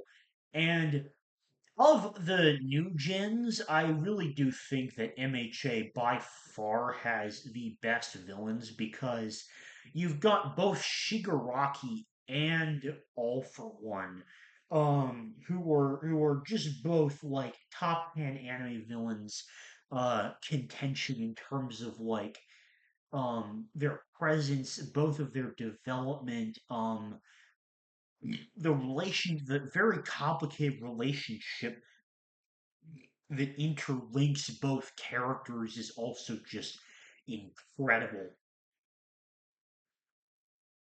Um, and yeah, I love MHA. It is such a special journey, it feels like to me.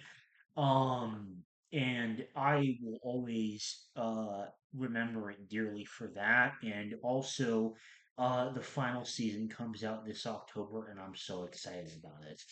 Um, Now, at number 26, and with season two, this show has moved up, I think, about 10 or 12 spots on this list because of how good season two has been.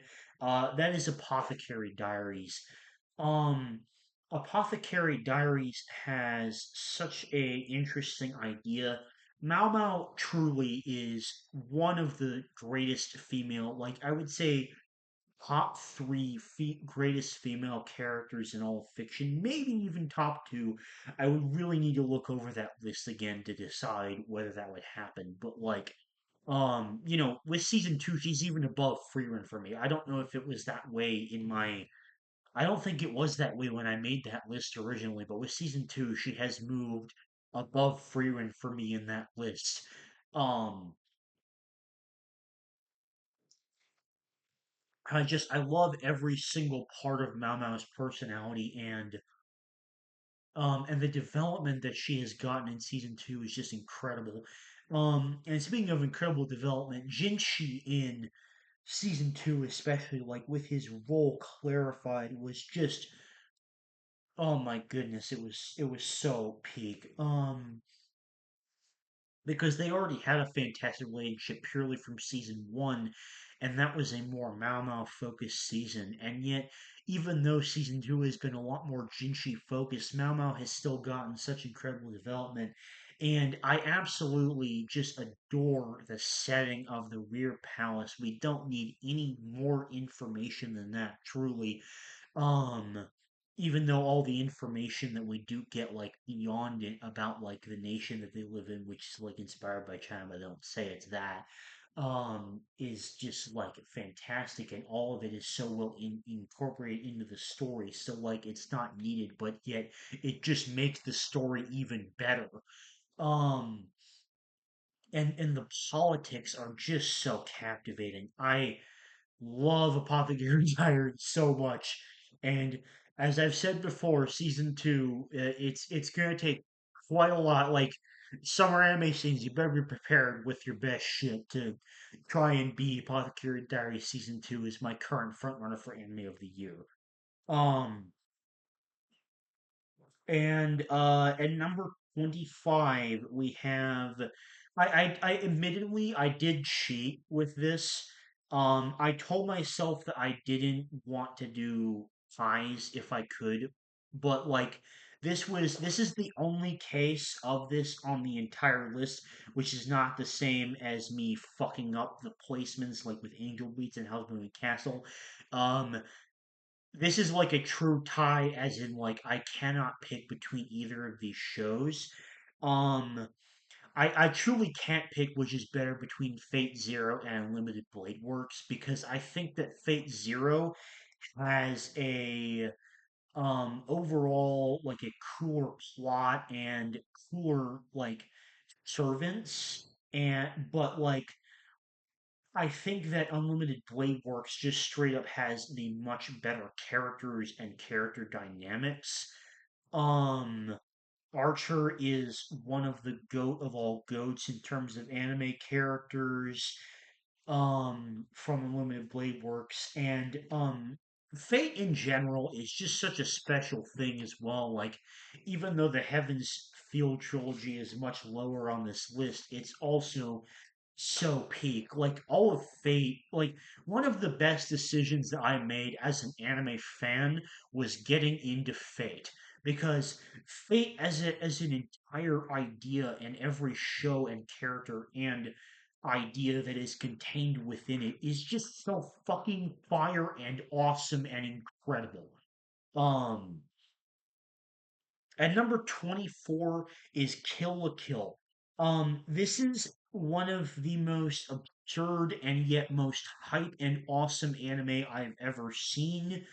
Um, every single moment of this feels batshit insane, and yet it never feels rushed. It feels like the entire show has perfect pacing, and there are so many crazy, crazy plot twists, and the animation is some of the wildest I've ever seen. And I just absolutely fucking love Kill la Kill because of how bonkers and insane and hype it is, and the fact that it also has a really fucking peak story too. Um, at number 23 is, and my second favorite romance anime is Kaguya-sama Love is War. This also takes the title for the funniest anime I have ever watched. Um, there are so many moments that had me giggling for like straight 2 minutes, 2 to 3 minutes. Just pause the episode, and I was just laughing straight. And my favorite part and my favorite gag of the show had me rolling on the floor for straight up 10 minutes. Um, I also just love the way that the romance is executed in this way. I think the idea is really unique, and the first season really leans into that funny side, while the second season kind of expands it to other characters. And in my opinion, this is like the best way to kind of tackle multiple romance subplots, not by making it love triangle bullshit. Like, get that out of here, incinerate that shit. What you want to do is make like 3 to 4 pairs of characters and give them all time for their own captivating romance storylines, and that's exactly what Kaguya-sama does, and that's why it's amazing. um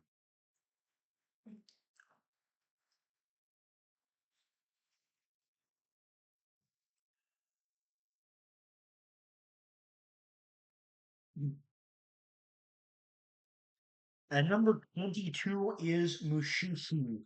um Mushishi is just vibes to the max. It probably is the best purely slice of life show I've ever seen.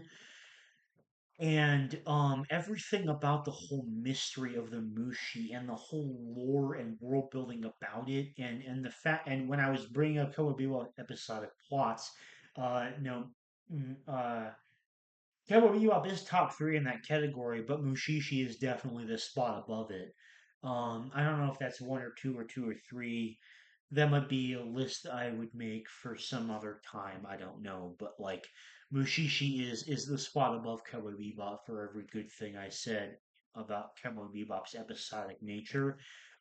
This show is purely 100% episodic, and it uses this very unique format because I don't think I've ever seen this like type of storytelling in any other anime before.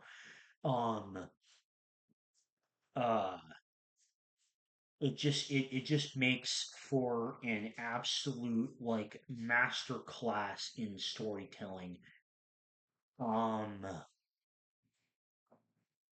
and every single episode is just so fascinating of a concept with the way that the Mushi works and how it ties real life concepts into the lore of the Mushi. It is such a unique and awesome experience to watch Mushishi. And number 21 is Hellsing Ultimate, and this is just straight up the most hype and awesome anime. Well, mm, second most, I'd say. Second most hype and awesome anime I've ever seen behind the number one spot, which will be coming up in a few slots here. Um,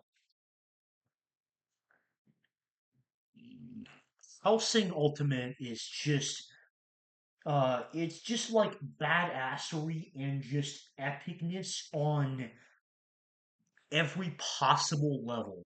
Like Alucard is another one of the goat of goats among anime characters,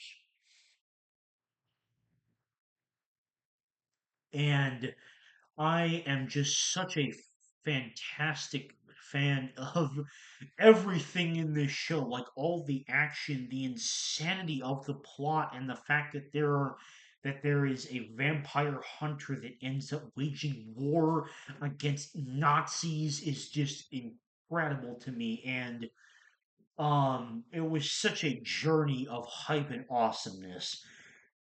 Um, and number 20 is Vinland Saga. Now this is another one of those where like I don't really know what I could say about Vinland Saga that hasn't already been said. Thorfinn has truly legendary levels of character development and a truly legendary character journey, in my opinion.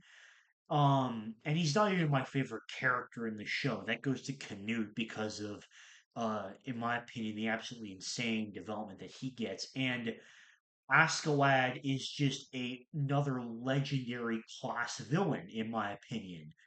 Um, and like, despite the fact that the first season has incredible action animation, the story transition to the farmland arc just feels so absolutely natural.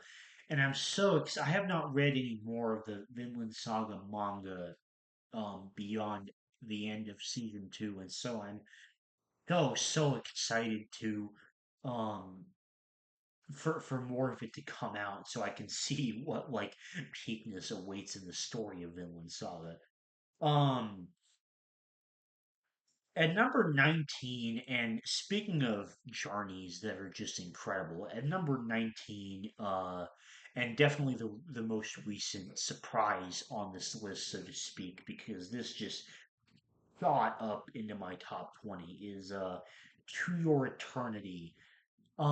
This has one of the most unique premises and one of the best first episodes of any anime I've ever seen. Fushi is one of the best anime MCs I've ever seen, I think. Like, the amount of development that you get to see from his interactions with so many different characters and just learning his entire purpose and how that kind of evolved is just it's an experience that I can't describe or relate to any other anime beyond just you have to experience it for yourself. Like every single character that leaves a memorable impact on him is just so incredible. And I don't know if I could like count them as a villain, but like truly as an antagonistic force, the idea of the Knockers is such a fucking masterpiece. Never in any anime I've ever watched have I hated and been more stressed out and been more pumped up and hyped when they are defeated to of an antagonistic force than the Knockers. That is how brilliantly of a role that they serve, and the way that they kind of parallel Fushi in a lot of different ways, and kind of later on, like learning the unique motivations of the Knockers and how, despite the fact that they seem like they might have been sympathetic and understandable at one point, they are still just absolute bitches. Um, I fucking love To Your Eternity. It is such a journey, and I'm so excited for the journey to continue because um it has been confirmed for fall 2025 um To Your Eternity season 3. And between that and MHA final season, it's hard for me to pick the most anticipated one. Um, Now, at number 18 and 17, respectively, is the Violet Evergarden movie and the Violet Evergarden the show. So I'm going to talk about these two in one package. Um, the Violet Evergarden is such an emotional masterpiece. I love Violet as a main character. She's also up there with my favorite female main characters in all of fiction. Um, and just chronicling her entire journey is so powerful and so memorable, and I just adored it, like absolutely loved it so much. And Violet just also goes through so much development too. And then to add on in the movie bit, despite the fact that the anime itself had a perfectly satisfactory ending, somehow the movie it delivered on every single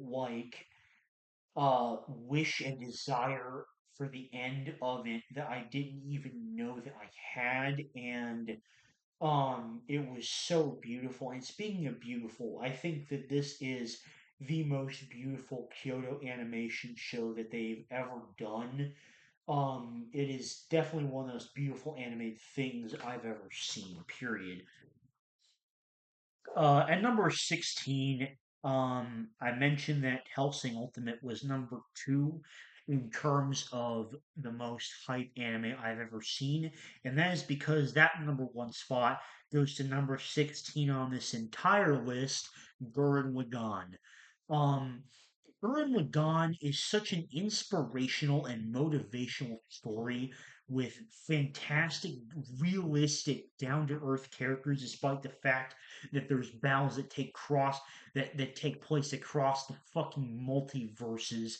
The um the characters themselves, oh, and their character arcs and what they go through and their relationships always feel so down to earth. And then the time skip halfway through the show just puts things in an entirely new direction, and it causes like a whole new level of development for the characters that I didn't even think was like possible. And then of course I did say that it is the most hype anime I've ever seen. And by golly, that is so true. Every single fight and just overall thing that they do, like even when they accomplish something minor, you're just like, hell yes. This show just makes you feel fucking awesome, and it is awesome. And I love Gurren Lagann so much because of that. Um, At number 15, and another contender for one of the biggest surprises I had watching an anime was Madoka Magica. Um, this was such a powerful um journey for the characters in terms of slowly learning more and more about Madoka and Homura Akemi's relationship through exploring their backstory and just kind of slowly revealing more about the world, and then slowly you get more and more um depressed as well. um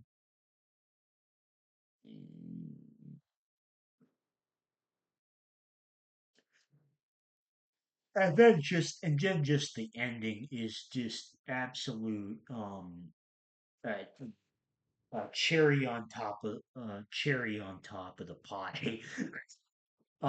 And this show has fully opened my interest to watching other Magical Girl shows because it was just so incredible. Um, and number 14 is Made in Abyss. I've talked about Made in Abyss quite a lot. Um, on this channel. It has one of my favorite worlds in all of fiction. It has absolutely beautiful characters and incredible music by Kevin Penkin.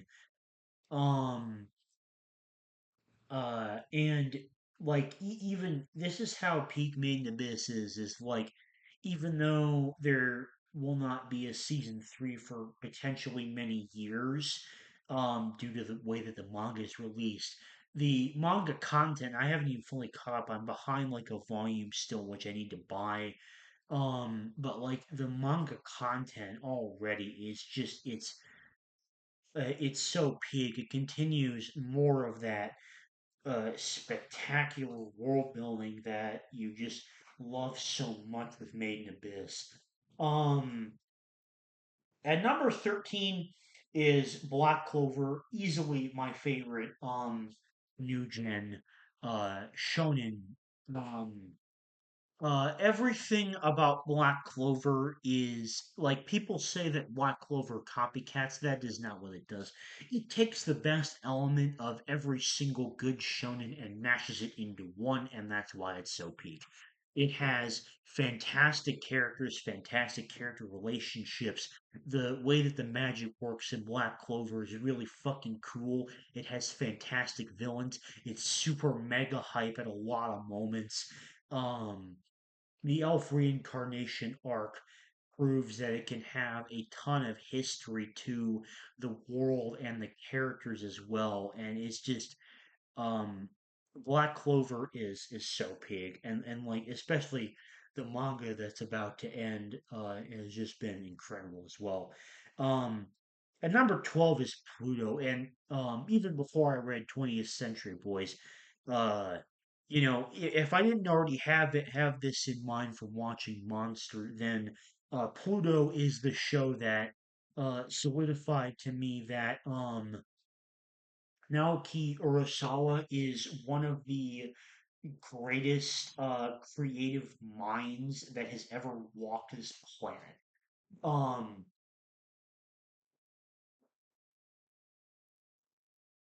because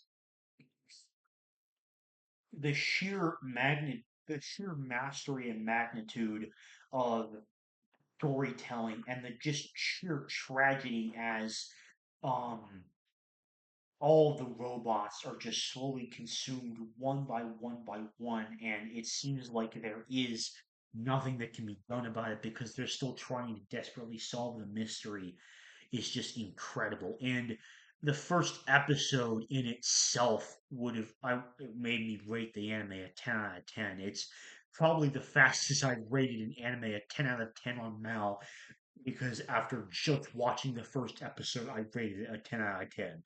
Um, which is the best anime first episode of any anime I've ever seen, by the way.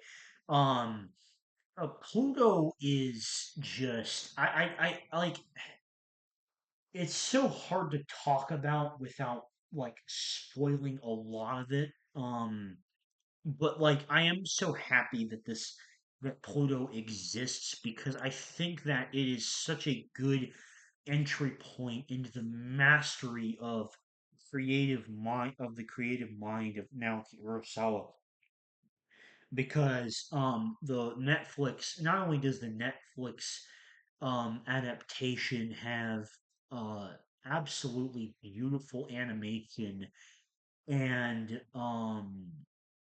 and insanely good CG. Um uh but like all it's 8 1 hour episodes, which I think is so like great for people that are used to that kind of watching experience and may not be as used to like the way that anime is typically structured. Um, and just Pluto is so peak. And number 11 is Dragon Ball Z. So yeah, a really big jump up from OG Dragon Ball in the list. Which was at, what was it at again? 73. This is a very big jump up. But that's just because Dragon Ball Z is everything I love about Dragon Ball. It's all the best parts condensed um into one incredible package, and it will always have a very, very special place in my heart. And if this list wasn't including movies, then it does round out my top 10. But since we are including movies in here, there is one movie in the top 10 which pushed Dragon Ball Z out. But speaking of the top 10, 2 hours and 6 minutes into this massive video, we are finally at my top 10 favorite anime of all time. And number 10 is Hunter x Hunter, another absolutely legendary shonen with incredible fights, incredible characters, the best goddamn power system of all time in Nen. Um, Beautiful characters, just incredible arcs, like my favorite anime moment in my favorite anime arc of all time. Uh, just Hunter x Hunter is legendary masterpiece level for me. And number 9 is Frieren, the most beautiful TV show I've ever seen, period. Not even including just anime. I've mentioned that before. Um, this series changed my life for the better. Um, the way that the world works in terms of like perceiving time and the way that that affects the pacing of the story is just absolute masterpiece. Um, Frieren, as I said earlier in this video, is one of my favorite female main characters in all of fiction.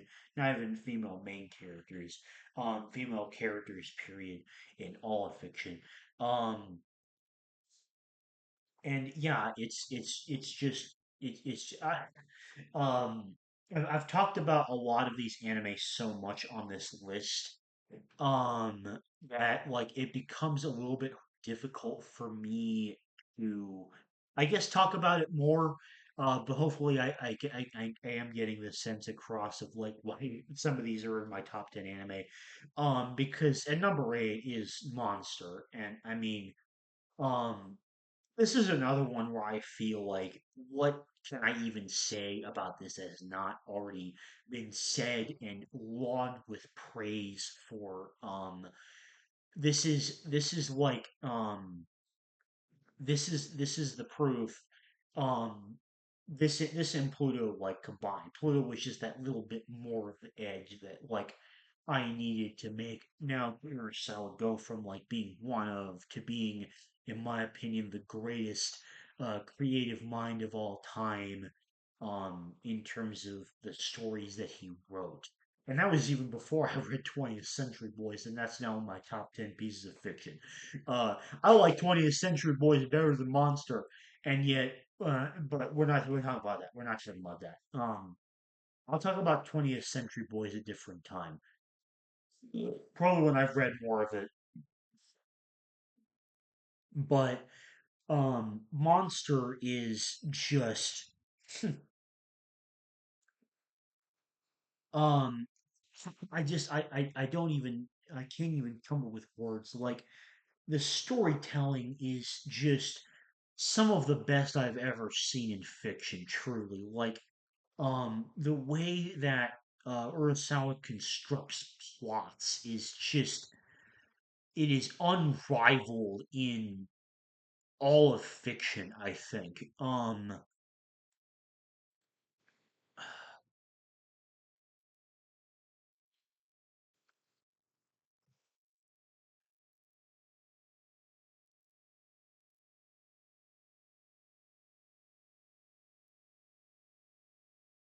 And just and like every single character is such a they're so well written. Johan is just one of the best villains ever. Kenzo Tenma is one of the best protagonists ever, and their dynamic is one of the greatest in fiction, I think. Again, like there isn't much I can say about Monster that hasn't already been said. And number seven is Steins Gate. And this solidified my true love for time travel in anime as a trope. Like, even before I watched Link Click, that just like even further solidified it. But this is like what originally like solidified it solidly that I love this trope. Because the time travel mechanics in Steins Gate are just absolute perfection, I think, and the emotional journey that it takes you on as well.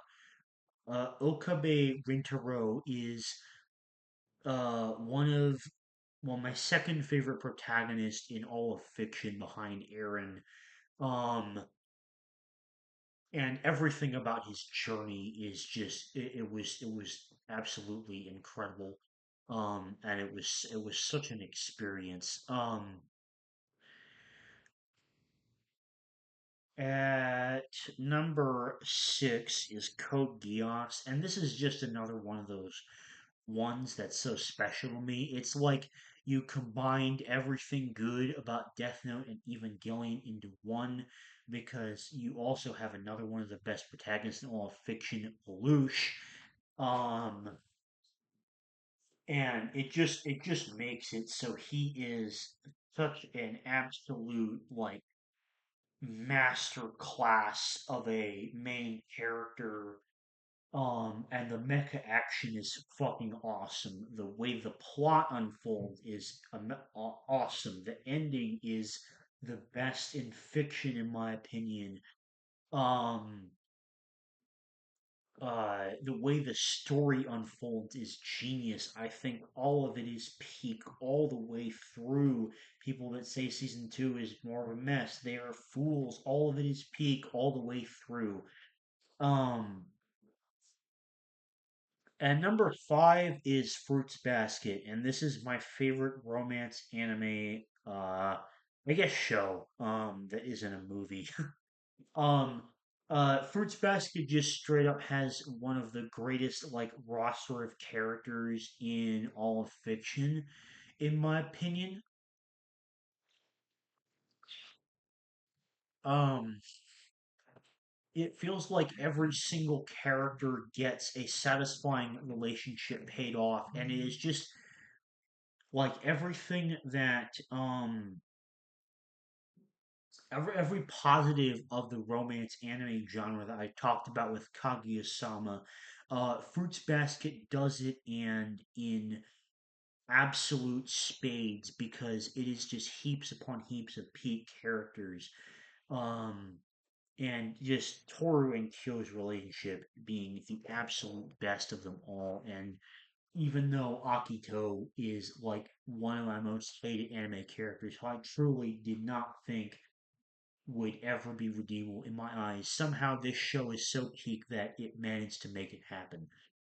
Now, the reason I say in terms of movies is because number four and my favorite anime movie of all time, scratch that, my favorite animated film of all time, and my sixth favorite film of all time, overall, period, is Your Name. This is such a beautiful, powerful romance story that is just truly, I have no words for just how incredible this anime is. Um, like the relationship, it just really feels like it transcends everything. It is so powerful, and I truly do think, at least I haven't seen Weathering with You or Garden of Words yet. I plan to, but like, unless those really change my opinion of Shinkai, then this is truly just his one-off fluke. But like, man, what a fucking fluke it was. Um, and number three is One Piece. One Piece is One Piece. I don't need to talk about One Piece. One Piece is peak. Um, and number two is Fullmetal Alchemist Brotherhood. In my opinion, this is my third favorite show of all time. I think that this is literally perfect on every conceivable level, and I don't have anything more to say about it because that's it's just perfect on literally every possible level that I could think of. It is perfect. Um, but what is beyond perfection, in my opinion, is Attack on Titan, my favorite anime of all time, and also my favorite work of fiction of all time. I have rambled so much about Attack on Titan on so many different occasions, and it is peak fiction. And yeah, so we go from absolute shit to peak fiction. I was very true in the beginning of this video. But speaking of beginning, we are now at the end of this video. This has been quite possibly the biggest video I have ever done at currently 2 hours and 16 minutes long. This has been every anime I have ever seen ranked from worst to best 2025 edition. Um, this it has been my ranking after 3 years of watching anime, and I have made up my mind.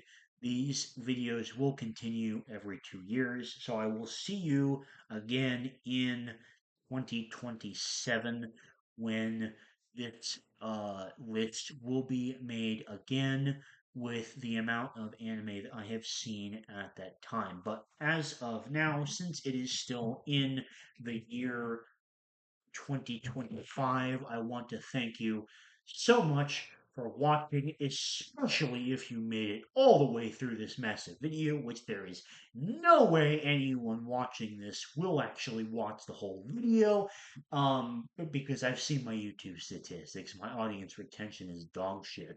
Um,